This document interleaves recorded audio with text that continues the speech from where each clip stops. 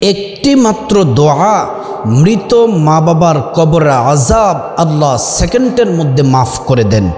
যদি যাদের মা বাবা কবরে চলে গেছে, মা বাবার জন্য ছোট্ট কোরআনের দোয়াটি যদি পড়তে পারেন, মুহূর্তে আল্লাহ তাআলা মুহূর্তের মধ্যেই আপনার মা বাবার কবরের আযাব আল্লাহ মাফ করে দিবেন। শুধু তাই নয়, এই ছোট্ট দোয়াটি যদি পড়েন, গোটা দুনিয়াতে যত পাহাড় আছে সব পাহাড়গুলাকে একত্রিত করলে যত ভারী হবে, ওজন হবে, তার থেকেও বেশি নেকি সেকেন্ডের মধ্যে আপনার মা বাবার কবরে আল্লাহ পৌঁছে দিবেন।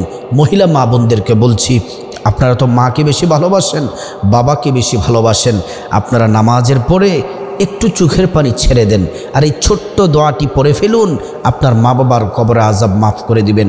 প্রত্যেকটা দোয়াতে এই ছোট্ট দোয়াটি পড়বেন, মুনাজাতে পড়বেন, আপনার মা বাবাকে আল্লাহ তাআলা ক্ষমা করে দিবেন। আর মুসলিম ভাইদেরকে বলছি, আপনারা আপনাদের মা বাবার কবরের সামনে গিয়ে আপনারা এই দোয়াটি পড়বেন, আল্লাহ তাআলা মাফ করে দিবেন। আসুন আমরা জেনে নিই কোরআনে আল্লাহ পাক মা বাবার সম্পর্কে কি বলেছেন, আসুন আমরা জেনে নিই।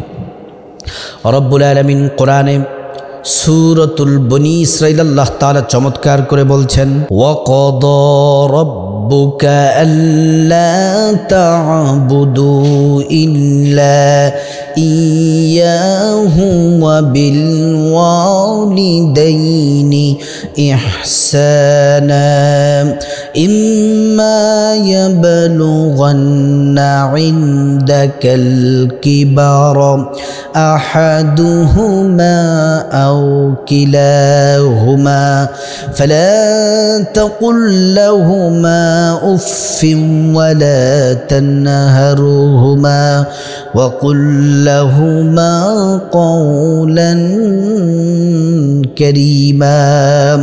আল্লাহ রাব্বুল আলামিন সূরাতুল বনী ইসরাঈল আল্লাহ তাআলা বলছেন, এক নম্বরে আমি তোমাদেরকে নির্দেশ দিলাম, আমি আল্লাহ তাআলার ইবাদত করো, অন্য কাহারও ইবাদত চলবে না। দ্বিতীয় নম্বর আল্লাহ নির্দেশ দিলেন, ওয়াবিল ওয়ালিদাইনি ইহসানা, তোমাদের পিতামাতার সাথে উত্তম আচরণ করো, সুন্দর আচরণ করো, নম্র ভদ্র আচরণ করো। আল্লাহ রাব্বুল আলামিন তারপরে বলেন, ইম্মা ইয়াবলুগান্না ইনদাকাল কিবারা আহাদুহুমা আও কিলাহুমা ফালা তাকুল লাহুমা উফফিন ওয়ালা তানহারহুমা ওয়াকুল লাহুমা কওলান কারীমা।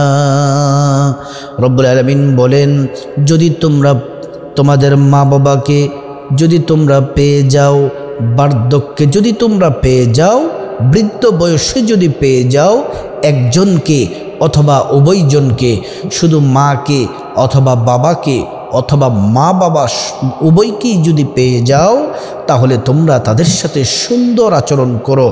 এমন কোনো কথা বলো না, এমন কোনো কটু কথা বলো না, এমন শব্দ করে কথা বলো না, তারা যেন উফ যেন না বলে। ওয়ালা তানহারহুমা ওয়াকুল লাহুমা কওলান কারীমা, আর তাদের সাথে যখন তোমরা কথা বলবে, সম্মান সূচক শ্রদ্ধা ভালোবাসা নিয়ে তাদের সাথে কথা বলবে। واخفض لهما جناح الذل من الرحمة وقل رب ارحمهما كما ربياني صغيرا। রব্বুল আলামিন বলেন, বান্দা শোনো, তোমরা তোমাদের রহমতের বাহুগুলা তোমাদের মায়ের কাছে বাবার কাছে বিছিয়ে দাও, ভালোবাসার বাহুগুলা ডানাগুলা বিছিয়ে দাও, আর তাদের জন্য দোয়া করো, ওয়াকুর রাব্বিরহামহুমা কামা রাব্বায়ানি সগীরা।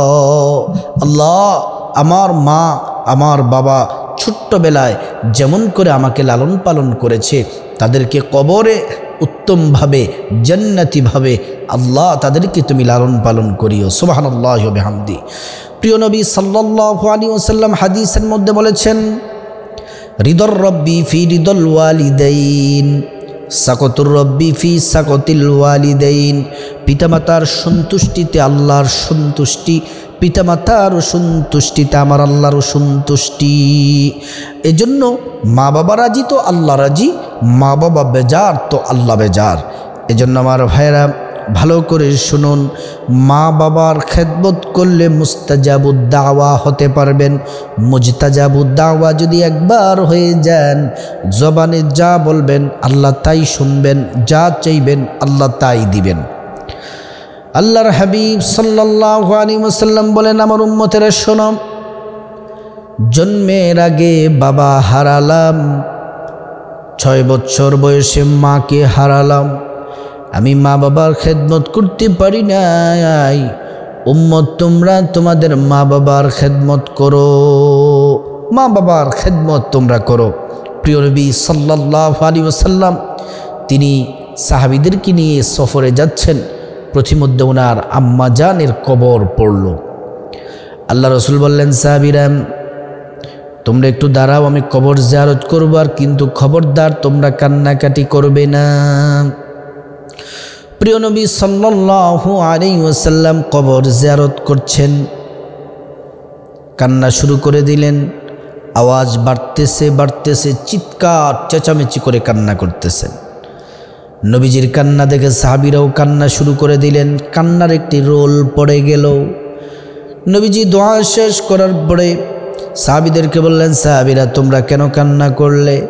সাহাবীরা কেঁদে কেঁদে বলেন, ইয়া রাসূলুল্লাহ, ইয়া হাবিবাল্লাহ, আমাদের মা বাবা ধন সম্পদ সব আপনার কদমে কুরবানি হোক, কিন্তু আপনি এমন করে কান্না করবেন আর আমরা কান্না ছাড়া থাকবো, এটা হতে পারে না। আমরা তো আমাদের জীবনের চেয়েও বেশি আপনাকে ভালোবাসি, মহব্বত করি।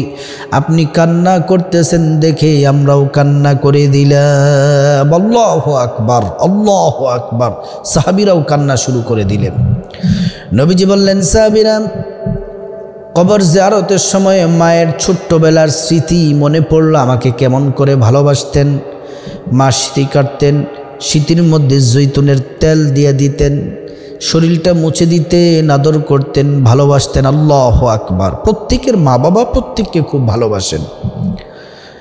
আমার ভাইয়েরা, মা বাবার খেদমত করলে, ও সম্মানিতা মহিলা মা বোনেরা, মা বাবার খেদমত করলে মুস্তাজাবুদ দাওয়া হয়ে যাবেন।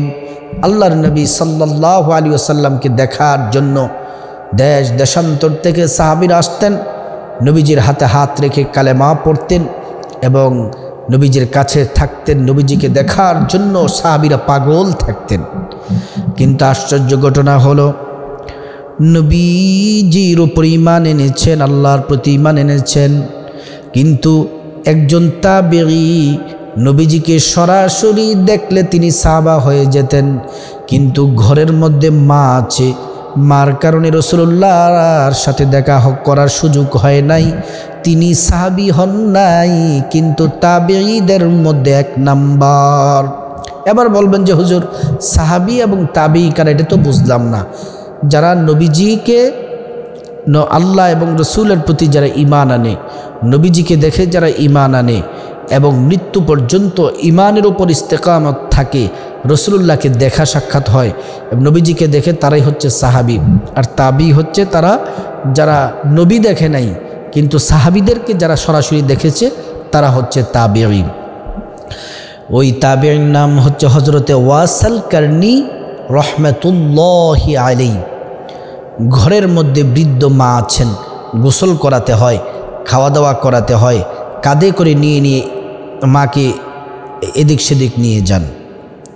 কিন্তু ওই দিক দিয়ে তো নবীজিকে দেখার স্বাদ কিন্তু মনের মধ্যে আছে, ইচ্ছে জাগে, কিন্তু মাকে কোথায় রেখে যাবে, মার কথা চিন্তা করে তিনি আর যান নাই।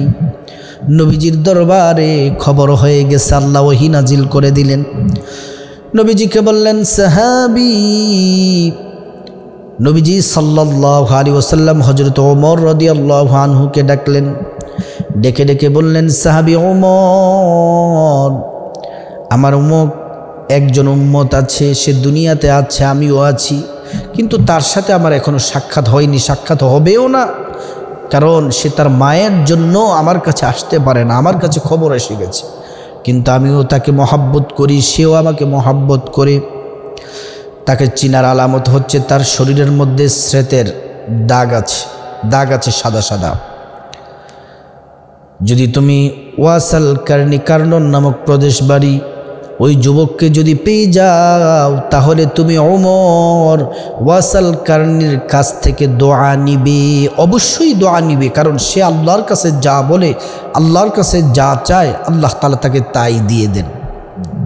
আমরা আরও জানি নিজামউদ্দিন আউলিয়া নিজাম ডাকাত ছিলেন, কিন্তু মার সেবা করার কারণে, মার খেদমত করার কারণে ডাকাত থেকে শ্রেষ্ঠ আল্লাহর ওলি হয়ে গেছেন। সুবহানাল্লাহ।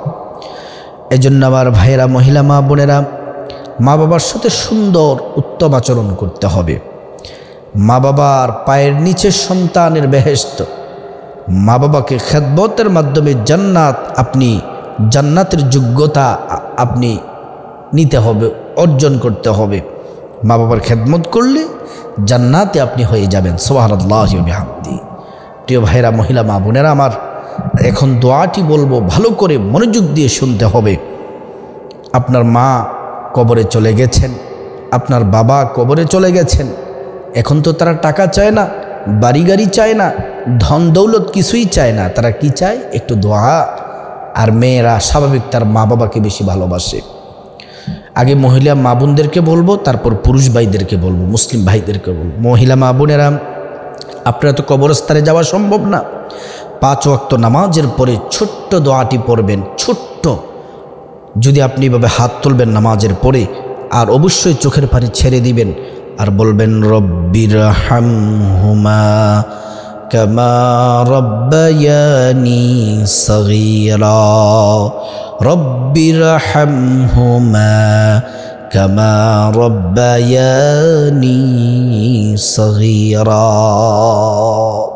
এই দোয়াটি পড়তে দেরি হবে, যদি আপনি খালেস নিয়তে যদি পড়তে পারেন, আল্লাহ তাআলা সেকেন্ডের মধ্যে, মুহূর্তের মধ্যে আপনার মা বাবাকে মাফ করে দিবেন। শুধু তাই নয়, গোটা দুনিয়াতে যত পাহাড় আছে, শত শত পাহাড়, সব পাহাড়, গোটা দুনিয়া, শুধুমাত্র বাংলাদেশ নয়, সারাটা পৃথিবী যত পাহাড় আছে, সব পাহাড়গুলাকে একত্রিত করলে যত পরিমাণে নেকি হবে, তত পরিমাণ নেকি রব্বির হামহুমা কামা রব্বায়ানি সগীরা পড়ার সাথে সাথে এই নেকি আপনার মা বাবার কবরে আল্লাহ পৌঁছে দিবেন। সুবহানাল্লাহি ওয়া বিহামদিহি। শুধু তাই নয়, এবার মুসলিম ভাইদেরকে বলবো, আপনারা আপনাদের মা বাবার কবরের জিয়ারতের জন্য কবরের সামনে চলে যাবেন, অথবা মসজিদে নামাজের পরে পড়বেন রব্বির হামহুমা কামা রব্বায়ানি সগীরা। সাথে সাথে কবরে আযাব মাফ হবে। আল্লাহ রাব্বুল আলামিন তাদের জন্য পাহাড়, সারা পৃথিবীর পাহাড় পরিমাণ নেকি আল্লাহ তাআলা তাদের কবরে পৌঁছে দিবেন। এজন্য আমার ভাইয়েরা, মা বাবা এত কষ্ট করে জায়গা জমি টাকা পয়সা প্রতিষ্ঠিত করেছেন, আজকে আপনি মা বাবার জন্য দোয়া করতে পারেন না, আপনার মতো কপাল পোড়া আর কেউ হতে পারে না। মা বাবার জন্য দোয়া করুন, এই দোয়াটি পড়ে বেশি বেশি করে দোয়া করুন। আল্লাহ তাআলা প্রত্যেকের মা বাবার কবর আযাব আল্লাহ তাআলা মাফ করে দিন, এবং প্রত্যেকের মা বাবার কবরটাকে আল্লাহ তাআলা জান্নাতুল ফেরদৌসের সর্বোচ্চ মাকাম আল্লাহ তাআলা দান করুক। আল্লাহ রাব্বুল আলামিন আমাদের সবাইকে আমল ঠিক করার আল্লাহ তাআলা তৌফিক দান করুন।